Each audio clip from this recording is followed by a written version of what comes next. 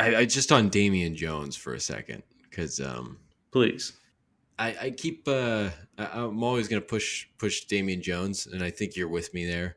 Even if he's not getting even if he's not impressing people in Los Angeles, even if he's kind of fallen out of favor with Darvin Ham, because he kind of I think he started the first preseason game. It was against the Kings.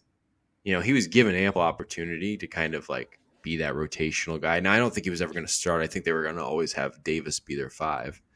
But I think he kind of had first go at maybe being the backup 5. And I think he had minutes in the first couple of games, then fell off. Davis gets hurt. He plays like 4 of the first 5 games after Davis is hurt. Hasn't played since.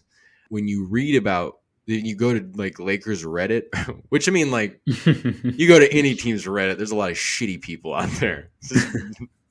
That's just the way it is.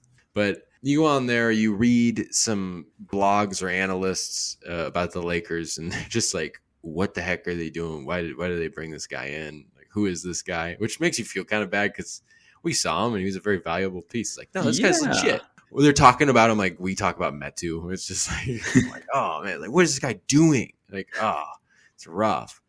But they brought in, they had a 10-day contract for a guy. I think it was Shannon Brown's brother, actually, the Lakers. His name's Sterling Brown. That's Shannon Brown's brother? Yeah, he's like 10 years younger than Shannon Brown.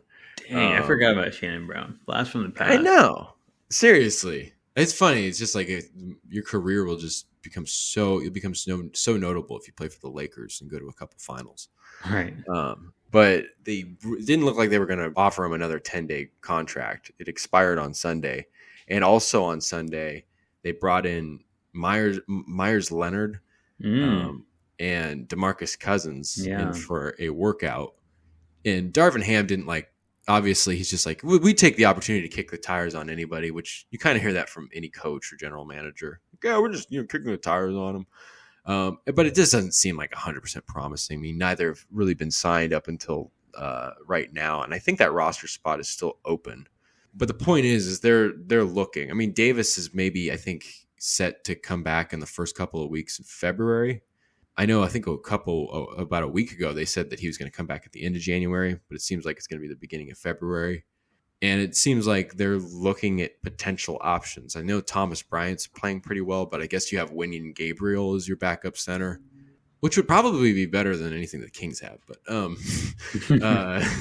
it's like, I think they're looking for more help there, and that kind of also just points to the idea that I don't think they view Damian Jones as a prized possession over there, obviously. And like I don't know if you're just gonna be able to make a trade with the Lakers to get Damian Jones. You can't just be like, hey, here's a second rounder, you just give us Damian Jones or something.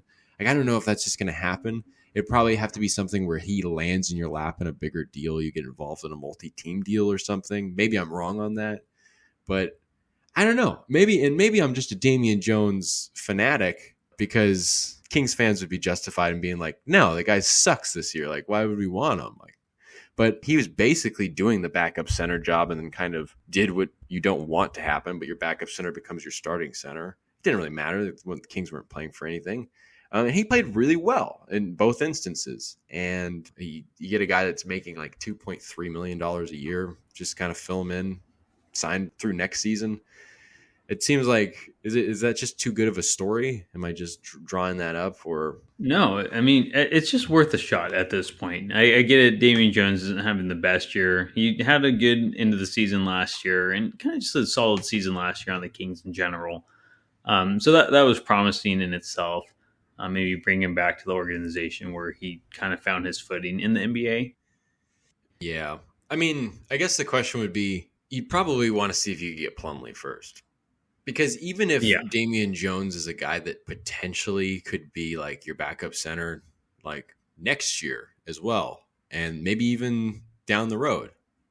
Whereas Plumlee, you're getting him for maybe even just a half a season rental. That's not out of the realm of possibility. But maybe you re-sign him. But he's kind of up there in age. I still think you're just more sure about Plumlee. You probably still want Plumlee first over Jones, or maybe Jones is kind of a priority. Maybe not a priority. I don't want to say that. No, that just sounds silly because it just seems so obvious that you'd want Plumlee. Yeah, Plumlee's a priority. As big as fanboys we are of Damian Jones, Plumlee just fits the system better, and he's showing that he can still be a productive NBA player this year. I mean, he's averaging pretty close to the double-double. So he can obviously score, he can pass, and he can rebound. Guy off the bench that mimics Sabonis' game, like should be your number one priority come this trade deadline. Yeah. I'm gonna keep talking about Damian Jones. Into the offseason, I'll just be like, that's your priority right there. I don't care if you have to give the Lakers Malik Monk back. Just get Damian Jones. Just give him Sabonis. Jones we don't need a backup 5 if we can just start him at the 5. Remember, Sabonis went down. Jones started 8 games. He's pretty good. It's pretty good.